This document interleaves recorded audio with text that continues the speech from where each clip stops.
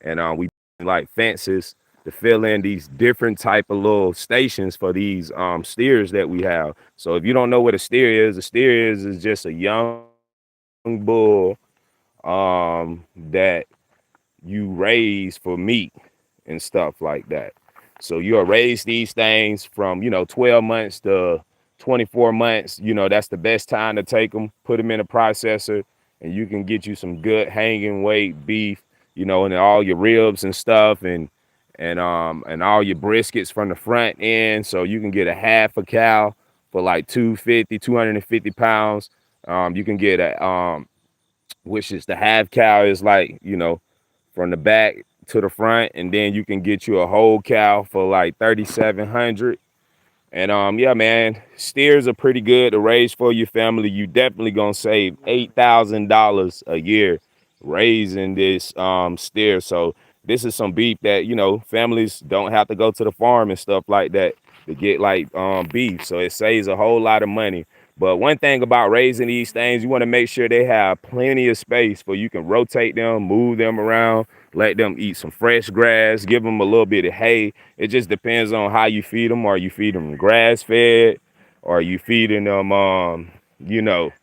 with grain? Are you finishing them? So there's so many ways you can do it, to put weight on them. But I feel like the best way to put weight on them naturally is how the way we doing them. Like I say, we building all these different fence stations and stuff like that, and then we'll be able to move them here, and then we're gonna rope one off this corner, and then we'll go all the way around from this end to all the way back there. So we'll be able to rotate them. They can eat different high grass and stuff like that. So that's how you keep your animals to stay healthy on like grass fed and stuff, by rotating them. Don't keep them there because we don't want to keep them like, you got to lay hay out too as well, for they can lay out in some hay, because you don't want their skin to get like dirty and stuff like that. And once they feel uncomfortable, they'll try to break out. They'll try to run away and stuff like that. So you want to always make sure you got water too. So we got water down there. So I think each one of these cows gonna drink up to 14 gallons to 20 gallons a day. And then each one of these cows gonna eat around about 25 pounds each day, guys. So raising steer for your family is a good thing, saving money. Also, get with your local farmers if you're trying to come out and get you a steer too. And it's also great for cover crops because we had like gardens and stuff over there. So the gardens that we had over there, we'll be able to come back in and have better soil next year because we rotate our animals for they can drop all that nice fertilizer and kill all those bad weeds and make good seeds. So that's what we using them for, man. See, he having a good time right here. You can tell, like he eating, enjoying himself. He love it, you know. So this is what you want to do. You want to grow that grass up, rotate them, make sure they eat healthy.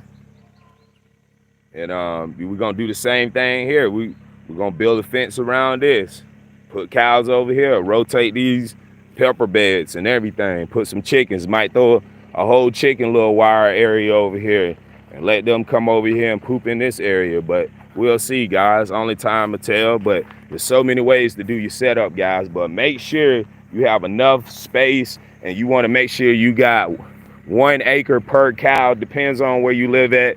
We live in North Carolina, so we get a lot of rain in our area. So it really don't matter. It do matter. So we can have like 1 cow per acre here because we get a whole lot of rain here. So because our grass grow back. But now if you live in Texas or something like that, it's probably different. You probably can have 1 cow every 10 acres or something like that. So in North Carolina, we got it pretty made, with all the good, rain. Like some people going through droughts and stuff right now, and we blessed to have all this good water, and these cows too, because see, your cows need rain and they also need fresh water too to put on weight. And it also keeps them cooled down. It also make them feel a lot better. So that's the beauty of like having a whole recycle. But I can tell these things eating pretty good, man. Like look at their gut. They back end is pretty good. You know, we just trying to raise premium 64. He know he getting fed real good, so that's why he'll let you pet him, cause he know we here to take good care of him, make sure he gets some good food each and every day with no problem. Good vibes. Yeah, good vibes. You want to make sure your animals have good vibes because we not trying to give bad energy over too as well. So we trying to make all the animals have good energy Be nice to and be nice to them, and it can be nice on your plate. Good energy come to you. That's how we recycle everything, guys.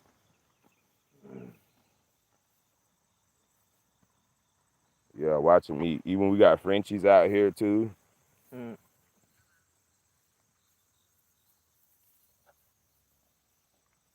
Found pepper on the ground. But make sure, guys, you have plenty of steaks if you start too.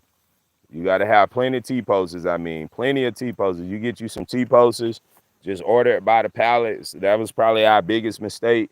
We should have ordered the T-posters by the pallet, and we probably would have saved, extra $400 or something like that. So you want to make sure you always order something bulk when you're trying to do it big. All right. So one love, y'all. Y'all stay updated. Appreciate it, YouTube. Y'all hit me with that subscribe.